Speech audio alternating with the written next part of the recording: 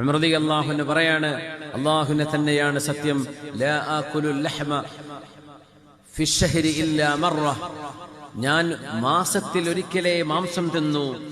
ഖുദ്വതൻ ബിസ്വാഹിബൈ, എന്റെ രണ്ട് കൂട്ടുകാരായ റസൂലുള്ളാഹി തങ്ങളും സിദ്ദീഖുന്നവരും മാസത്തിൽ ഒരു തവണയെ മാംസം കഴിച്ചിരുന്നുള്ളൂ, ഞാനും അങ്ങനെയേ കഴിക്കൂ എന്ന് ശപഥം ചെയ്തിട്ടുണ്ട് ഉമർ ഇബ്നുൽ ഖത്താബ് റളിയല്ലാഹു അൻഹു.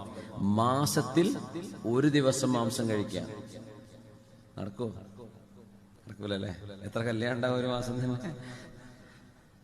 അപ്പൊ ഉള്ളത് മുഴുവൻ നമുക്ക് കഴിക്കണം നിർബന്ധമൊന്നുമില്ല. നമ്മൾ കഴിക്കാതെ വേറെ വിശക്കുന്നോ കഴിച്ചു പോയിക്കോട്ടെ, ആവശ്യത്തിന് കഴിച്ചാൽ പോരെ. മാംസം കഴിച്ച് നമ്മുടെ ശരീരം തളർന്നു പോവാണ്, അസുഖങ്ങൾ വന്നു വിടുകയാണ്.